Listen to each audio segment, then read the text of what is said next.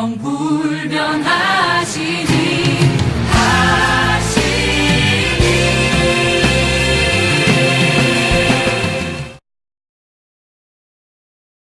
우리가 다시 자천하기를 시작하겠느냐? 우리가 어찌 어떤 사람처럼 추천서를 너에게 붙이거나 혹은 너에게 받거나 할 필요가 있느냐? 너희는 우리의 편지라 우리 마음에 썼고 무사람이 알고 읽는 바라. 너희는 우리로 말미암아 나타난 그리스도의 편지니 이는 먹으로 쓴 것이 아니요 오직 살아계신 하나님의 영으로 쓴 것이며 또 돌판에 쓴 것이 아니요 오직 육의 마음판에 쓴 것이라. 우리가 그리스도를 말미암아 하나님을 향하여 이 같은 확신이 있으니 우리가 무슨 일이든지 우리에게서 난 것이 같이 스스로 만족할 것이 아니니 우리의 만족은 오직 하나님으로부터 나느니라. 그가 또한 우리를 새 언약의 일꾼 되기에 만족하게 하셨으니 율법 정언으로 하지 아니하고 오직 영으로 함이니 율법 정언은 죽이는 것이요 영은 살리는 것이니라. 아멘. 저는 오늘 하나님이 원하시는 교회상이라는 제목으로 은혜의 말씀을 나누어 보려고 합니다. 우리는 이 가을에 모든 것이 리빌딩 되고 있습니다. 교회의 구조가 리빌딩 되고 있습니다. 주일학교 또 중고, 중고등부, 여전도의 남선교회가 리빌딩이 되고 있습니다. 또한 뿐만 아니라 우리가 영적인 리빌딩이 되어가고 있습니다. 하나님의 원하시는 교회는 어떤 교회일까? 그리고 하나님이 기뻐하시는 성도는 어떤 성도일까? 저는 우리 교회 성도분들이 이렇게 새롭게 우리 교회를 리빌딩 하시는 거기에 걸맞는 성도들로의 마음가짐과 신앙 자세를 가지는 그런 귀한 성도님들이 되었으면 합니다. 오늘 이 하나님의 말씀을 우리가 보면서 사도 바울은 고린도 교회의 마음으로 전하는 편지를 띄어보낸 것을 우리가 보게 됩니다. 요즘 여러분 편지를 읽는 사람들이 어디 있습니까? 또 보내는 사람도 없죠. 이전에는 모든 게 편지로 통했습니다. 연애 편지, 안부 편지, 그리고 그 다음에 이제 전화가 생기기 시작했죠. 그리고 우리가 사용하는 핸드폰이 생겨났습니다.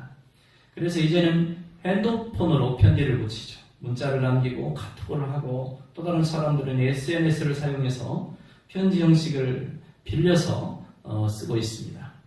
방식은 달라졌지만 의미는 살아있다고 봅니다. 그래서 편지는 나의 생각을 전하죠.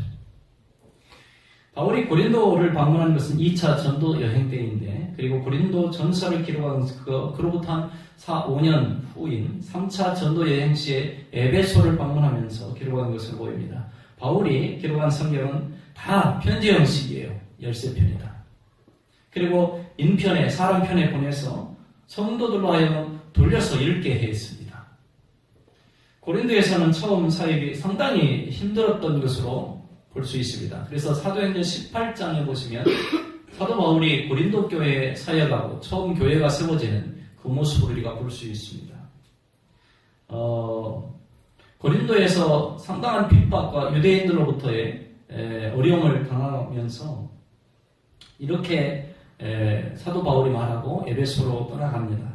당신들이 멸망을 당해도 그것은 당신들이 책임을 져야 할 일이며 나에게는 아무 잘못이 없습니다. 이제부터 나는 이방인에게로 가겠습니다. 유대인에게 복음을 전하다가 이방인에게로 이제 나아가면서 이방인의 집인 디도 유두스라는 집으로 유스도의 집으로 가게 됩니다. 그리고 그 집은 회당 바로 옆에 있었습니다. 이곳에서 큰 역사가 일어나는데 회당장 그리스도라는 사람이 예수님을 믿게 되고 그리고 온 가족이 예수님을 믿게 됩니다. 그리고 바울의 설교를 듣고 더 많은 고린도 사람들이 믿고 세례를 받게 되는 것이죠. 밤에 주께서 환상 가운데 바울에게 이렇게 말씀하십니다. 사도행전 18장 9절로 10절은 두려워하지 말며 침묵하지 말고 말하라. 내가 너와 함께 있으며 어떤 사람도 너를 대적하여 해롭게 할 자가 없을 것이니 이는 이 성중에 내 백성이 많음이다 하시더라. 바울은 여기서 이 말씀을 듣고 1년 6개월 동안 더 복음을 전합니다. 이후에 유대인들이 또 바울을 고발을 해서 법정에 서지만 총독 갈리오가 유대인들을 그곳에서 다 쫓아냅니다. 이런 일로 재판할 내용이 아니라고 합니다. 이제 바울이 에베소로 사역지를 옮기게 되는 것이죠. 그리고 에베소에서 고린도 전서를 써 보내야 됩니다. 무슨 형식으로? 편지 형식으로 이렇게 써서 보내는 것이죠. 그리고 빌립보에 이르러서 고린도 후서를 쓰게 되는 것입니다. 편지는 여러분 내 생각을 전한다라고 말을 했습니다. 그러나 바울은 고린도 성도들에게 전한 복음은 그런 편지가 아니라 3절에 보시면 그리고 여러분 우리의 사역의 결과로 나타난 그리스도의 편지라는 것이 명백해졌습니다. 우리는 먹으로 쓴 것이 아니라 살아계신 하나님의 성령으로 쓴 것이며 돌판에 새긴 것이 아니라 사람의 마음속에 새긴 것입니다. 좀 쉽게 번역을 제가 읽어드렸습니다. 편지는 목으로 쓰지만 여러분 필기도구가 발달되어지지 않았을 때는 펜을 가지고 다 썼어요. 이 펜은 먹을 재료로 쓰죠. 먹물을 이렇게 빨아들여서 글을 쓰게 되는 것입니다. 편지는 그런 먹으로 쓰지만 너희들에게 전한 복음은 성령으로 쓴 것이다 라고 말을 합니다. 그리고 돌판에 새긴 것이 아니라 사람의 마음속에 새긴 것이다 라고 말씀을 전하고 있는 것이죠. 로마서 10장 10절은 이렇게 말씀합니다. 사람이 마음으로 믿어 의에 이르고 그죠? 마음으로 믿어 의에 이르고 입으로 시인하여 구원에 이르느니라 이렇게 되어 있어요. 사람이 마음으로 처음에 믿는 것입니다. 그래서 복음은 어디에 자리 잡습니까? 마음에 자리 잡게 되어집니다. 그래서 여러분 마음으로 믿는 것이 진정한 믿음입니다. 마음에 새겨진 그리스도의 편지가 우리에게 믿음을 갖게 하는 것입니다. 오늘 설교도 마음으로 받아들이는 성도가 되시길 예수님의 이름으로 축원합니다. 그래서 우리의 마음이 바뀌면 믿음이 성장하는 것이고 그리고 우리 마음이 바뀌면 인생이 달라지는 것입니다. 마음속에 새겨진 그리스도의 편지 성도들 한 사람 한 사람의 마음속에 자리 잡게 되어진 복음 사도 바울이 그것을 성령으로 너희 마음속에 기록했다 라고 말하고 있는 것입니다.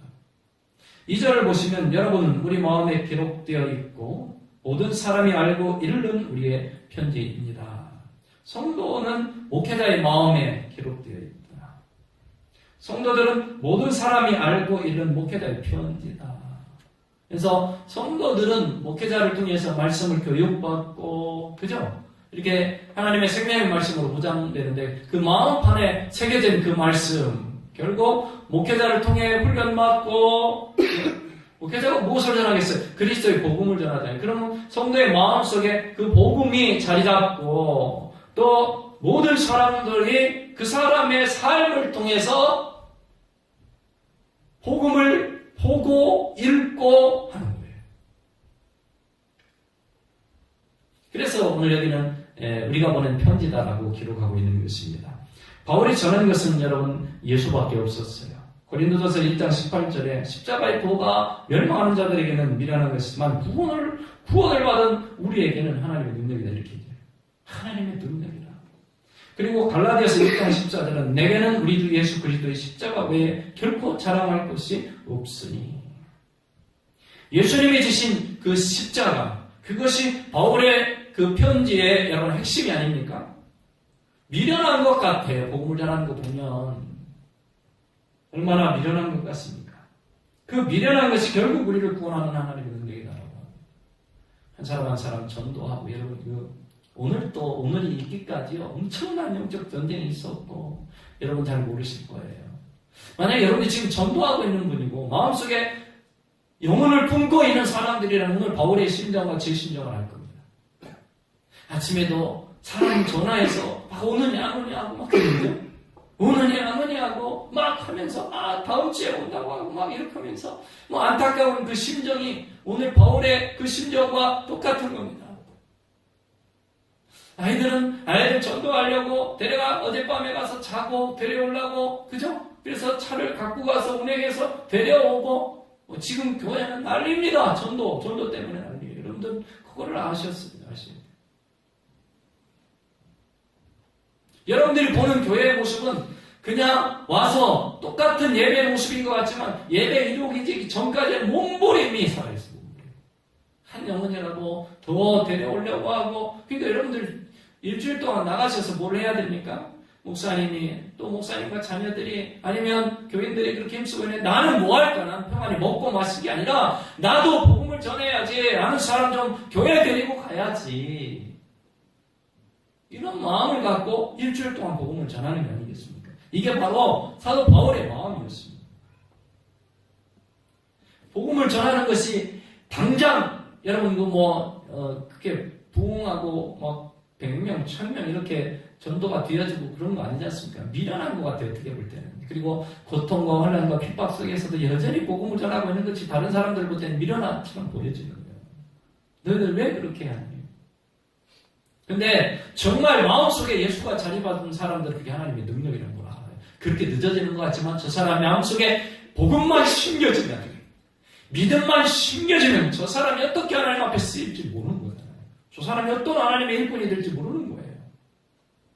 그게 하나님의 능력이에요. 세상 것으로는 사람을 못 바꾸지만 복음으로 사람을 바꾼다는 걸 알고 있기 때문에, 그래서 사도 바울은 예수만 전하는 거예요. 예수만. 그래서 여러분의 마음판에 내가 전한 그 그리스도의 편지가 뭡니까? 여러분 마음속에 새겨진 게 뭡니까? 미련한 것 같지만 여러분, 그 미련한 것이 결국 우리를 구하는 하나님의 능력이에요. 그게 하나님 방법인 거예요. 그래서 우리는 죽어야 하는 거예요. 예수와 같이 십자가에 죽어야 복음을 전할 수 있어요.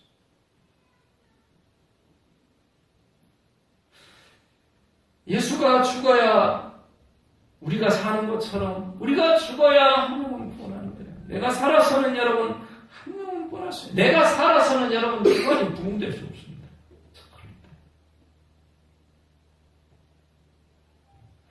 기관장님들 정신을 바짝 차리세요. 내가 살아서 내 기관 부흥시키지 못해요. 내가 죽어야 됩니다. 내가 죽어야. 저는 성도들이 목회자의 편지라는 이 말씀을 보면서 성도들이 죽어야 그 속에서 십자가를 볼 수 있다라고, 그죠? 생각합니다. 그래서 목회자들이 강단에서 전한 그 말씀의 편지를 세상에 나를 통해 읽게 하는 거잖아요. 그죠? 당신들은 우리가 여러분 마음속에 편지를 주었지 않습니까? 그러므로 여러분이 가서 뭐예요? 편지 읽어주십시오. 근데 어떻게 읽어요? 입으로 읽는 게 아니고 삶으로 읽는 거예요. 다른 사람 읽게 하는 거예요. 예수님의 편지는 오직 십자가잖아요. 그걸 보게 하셨잖아요. 그리고 우리 마음속에 심어주셨잖아요. 그러니 이제는 우리가 죽어야 세상 사람들과 하여금 우리 마음에 새겨진 편지를 보게 되는 것이에요. 복음을 마음으로 받은 성도는 여러분 죽을 수 있습니다. 복음을 마음으로 받은 사람은 죽을 수 있어요. 복음을 지식으로 받은 사람은 죽지 못해. 결코 죽지 못하는데 내 자존심이 살고. 그 사람은 결코 못. 그러니까 지식으로 복음을 받은 사람은 결코 죽지 못해요. 그러나 마음으로 복음을 받은 사람은 죽을 수 있어요. 한 영혼 구원하기 위해서라. 한 영혼 살리기 위해서라면 그게 무슨 대수. 자기가 산 사람은 어떻게 됩니까? 감정에 따라서 복음의 반대 방향으로 갈 때도 많습니다. 내가 죽지 않으면 예수님의 편지를 세상에 읽어주지 못해요. 바울은 에베소에 머물면서 고린도에서 많은 성도들이 교회를 만들어서 예배를 드리는데 무슨 마음을 갖고 있겠어요? 내가 전한 복음을 전하는 성도들이 되기를 원했을 것입니다. 내가 그때 전했던 예수를 이 교회가 믿음에 건강하게 세워져서 여전히 내가 전한 십자가, 내가 전한 예수를 전하는 교회가 되길 원했어요. 그래서 가장 중요한 것은 그들 마음속에 이 복음이 새겨졌다는 것을 다시 한번 생각나게 하는 거예요. 그래서 그리스도의 편지가 마음속에 박혀져서 진정한 보이는 편지의 역할을 감당하기를 원했던 것이에요. 사랑하는 성도 여러분, 여러분이요. 교회에서 하나님 은혜의 말씀을 받고 구원을 받고 또 그리스도의 편지를 내 마음속에 받아서는 무엇을 해야 됩니까? 여러분들이 편지 역할을 해야 하는 것입니다. 나아가서 편지 역할을 하는 것입니다. 사람들로 하여금 여러분들을 읽게 해야 하는 것입니다. 무엇이든 여러분 마음이 바뀌면 돼요. 진정한 사랑은 마음에서 우러나오는 것입니다. 진정한 믿음 역시나 마음에서 나오는 것입니다. 소망 역시나 마음에서 나오는 것입니다. 그러므로 복음이 마음에 심겨져야 마음으로 마음으로 믿어지는 거예요. 마음에 심겨져야 되는 거예요. 구원받는 성도는 마음으로 믿는 사람들입니다. 여러분들의 마음같이 하나님의 말씀을 받기에 잘 갈려진 좋은 옥토밭 되시기를 예수님의 이름으로 축원합니다. 여러분, 제가 하나 글을 읽었는데요. 어머니와 단둘이 사는 아들이 교통사고를 당해서 그 아들이 실명을 했어요. 양쪽 눈이 다 실명을 한 거예요. 안 보이는 거예요. 아들이 절망과 좌절이 이루 말할 수 없었을 것입니다. 그래서 그 아들은 삐뚤어져만 가는 거예요. 아들을 곁에서 지켜보던 그 어머니의 마음은 시커멓게 타들어갔습니다. 말을 할 수가 없었어요. 균열난 상처에 붉은 소금을 문지르듯 그 아픔이 나날이 계속 지속됐습니다.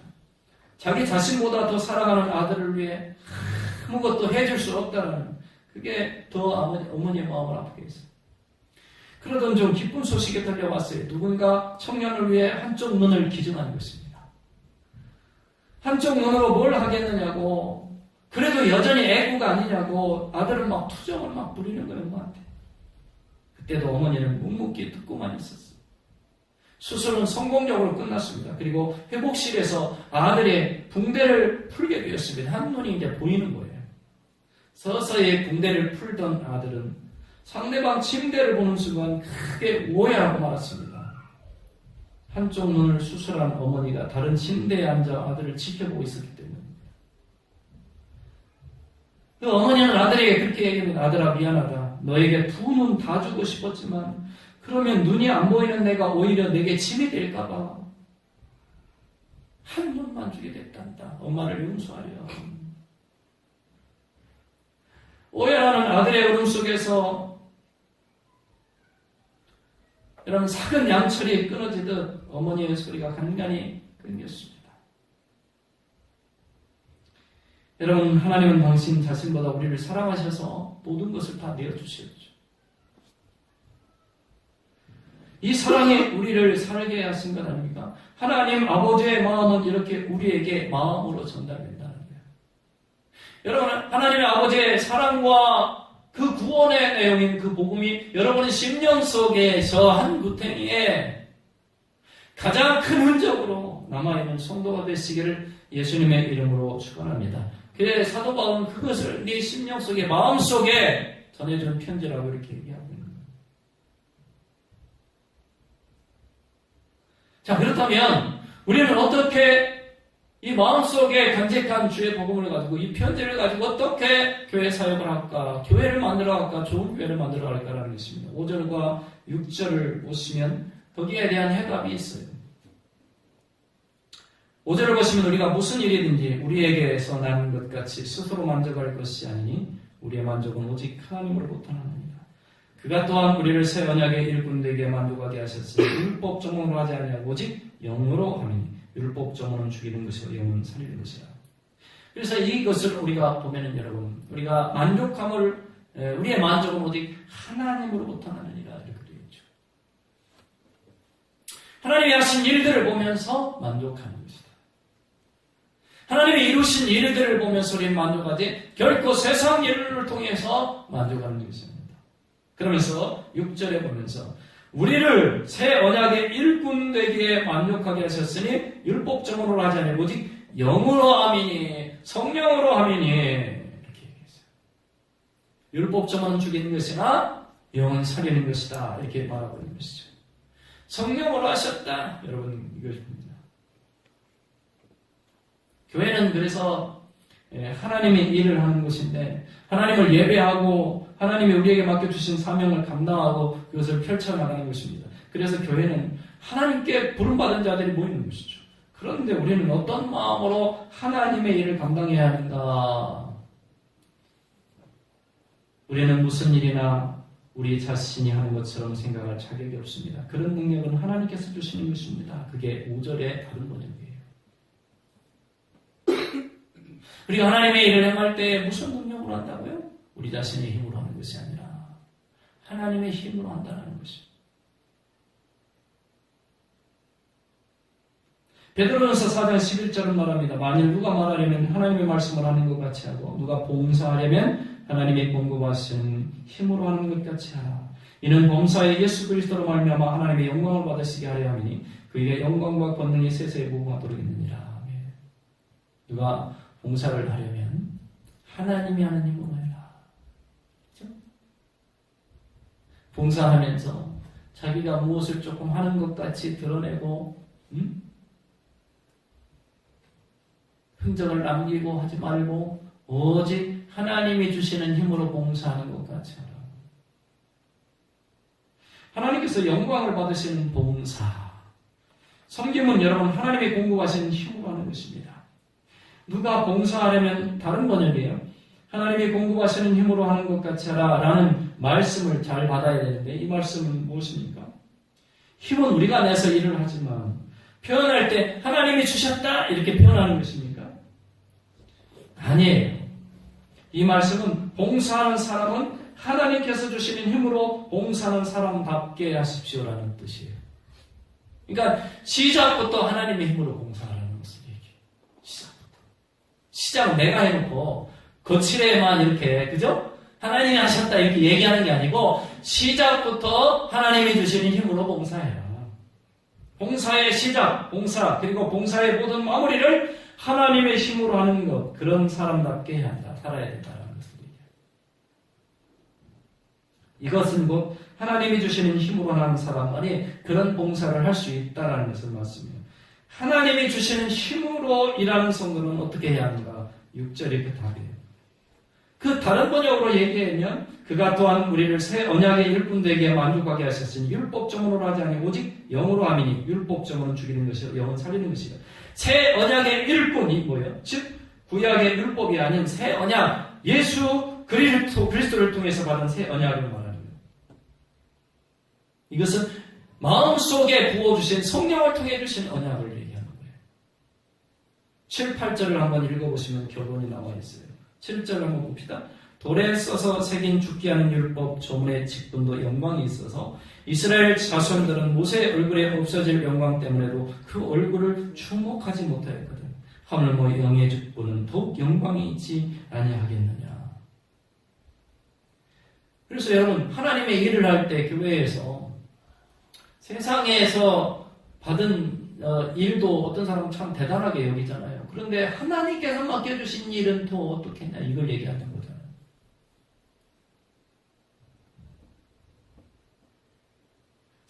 교회는 성령께서 일하시는 것이죠. 성령께서 주시는 감동, 성령께서 말씀의 저자이시니까 말씀을 감동하시는 성령님, 말씀과 일치하는 감동으로 성도들에게 감동 주셔서 하나님 일을 하게 하시죠. 부족한 성도지만 하나님의 영으로 감동하셔서 감당하게 하시죠. 이 비밀을 알아야 주의 일을 할 수가 있게 되는 것입니다. 아니면 내 힘으로만 하려고 해요. 내 능력으로만 하려고 해요.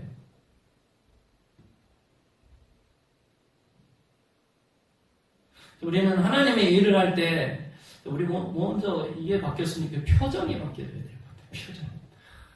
얼굴이요. 하나님이 펴져서 제가 일을 맡겼는데도 얼굴이 찌그러진 사람 일을 맡기고 싶지 않아요. 그런 사람들이 하나님 앞에 일할 때 무슨 영향력이 있겠어요? 선한 영향력이 어디 있겠어요? 그죠? 얼굴이 환하게 펴져서 저 사람은 기도의 힘으로 하는구나. 응? 자기의 힘으로 하는 사람들은 막 조금 힘들으면 표를 내잖아요. 그러니까 성령의 힘으로 하는 사람들은 성령 앞에 자기를 죽이고 또 죽이고 또 죽이고 못 받고 또 못 받게 해서 내 본성, 죄의 본성이 드러나지 않게 그죠? 성령이 나타나기를 원하는 마음으로 하나님의 영광이 나타나기를 원하는 마음으로 그렇게 하나님의 일을 이렇게 하지 않습니까?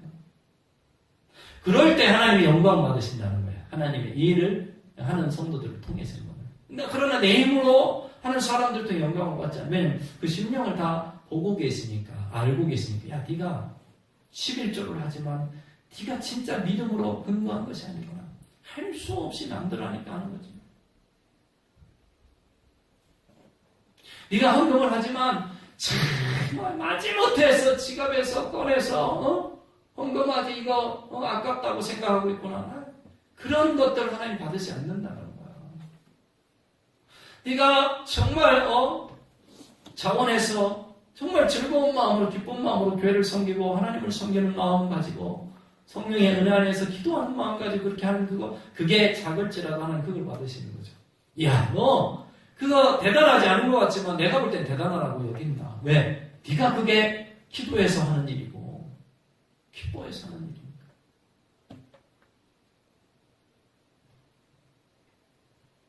내 힘으로 하나님의 일을 할 때는 여러분 힘이 떨어지면 주님을 떠나요. 그런 사람들은 내 힘이 떨어지면 주님을 떠나요. 그러나 반대로 하나님의 힘으로 일하는 사람들은 힘이 떨어지면 더 열심히 기도해요. 이게 차이점이에요. 할렐루야. 이게 큰 차이점입니다. 하나님의 힘으로 하는 사람들은 힘이 떨어지면 더 열심히 기도하고 더 열심히 신앙생활해요. 그런데 반대로 자기 힘으로 하는 사람들은 자기 힘이 떨어지면 하나님을 떠나고 교회를 떠나는 거죠. 여러분 생각에는 그렇죠, 그죠? 내 힘이 떨어지면, 내 힘으로 했던 사람들은 내 힘이 떨어지면 그렇게 되는 거예요. 낙심하고 좌절하니까. 그러나 하나님의 힘으로 하는 사람들은 힘이 떨어지면 더 구하죠, 하나님의 힘을. 주님 더 큰 힘을 주십시오. 그죠? 더 능력 있게 하고 싶습니다. 은혜 주십시오. 갈급한 10년입니다.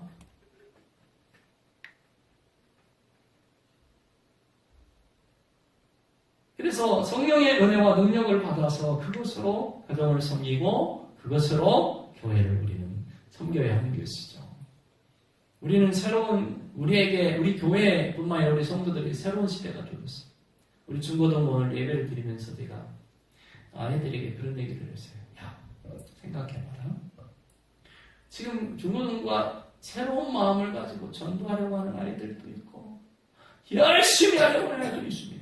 근데 어떤 아이들은 그렇지 않아요. 예배에도 적극적이지 않고 힘을 내지 않아요. 그래서 내가 그런 얘기 했어요. 야, 너희들이 정말 부흥을 원하는 정말 부흥을 원한다면 예배부터 열심히 해라.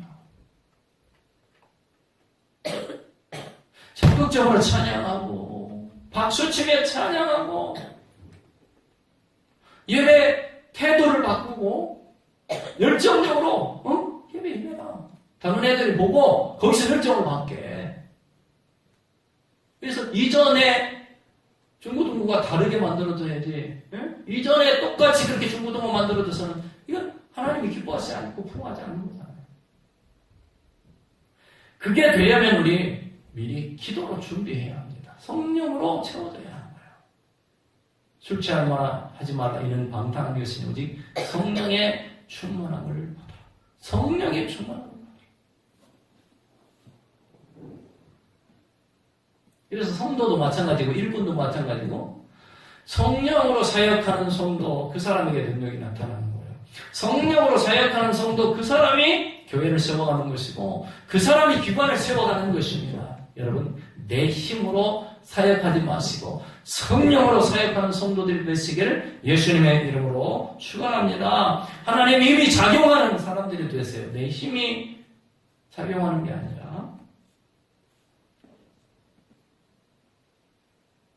여러분 그래서 성령이 역사하시는 예배는 기대가 돼요. 성령님이 함께 하시는 성도는 가슴에 두근거림이 있어요. 오늘은 누가 올까? 우리 교회. 아니면 오늘은 내가 약속한 그 사람이 오늘 올까? 열심히 기도하는 하나님 도와주세요. 저는 여러분들이 교회에 올 때 두근거림을 갖고 오셨으면 좋겠어요. 좀 평안한 거, 여러분 예수 안에서 평안은 옳지만 아무 일이 없다라는 것은 내가 지금 전도하고 있지 않다라는 것이에요. 아무 현상이 없어. 이 사람은 말 교회 다니면서 자기만 왔다 갔다 하는 그게 아니라 영혼 분영에 대한 열정, 사람을 살리는 데 대한 그리스도의 편지가 되어야 되는데 이 마음이 있습니다. 어떻게든지 사람을 살려보려고 하고 영혼을 전도해보려고 하고 이것이 다 성령께서 주시는 감동인데 우리 교회가 리빌딩 하면서 여러분 중요한 것은 리빌딩 하려면요 옛날 갖고 있는 외모나 내 이것을 실내 디자인이나 이런 것을 다 뜯어 고쳐야 리빌딩이 되는 거예요. 여러분의 믿음 생활, 삶의 패턴, 사역의 어떤 그 모습들을 다 뜯어서 오직 예수로 다시 내장을 하시고 내장 공사를 하시고 여러분 내장은 뭐예요? 성령이 주시는 감동하심으로 사역하십니다.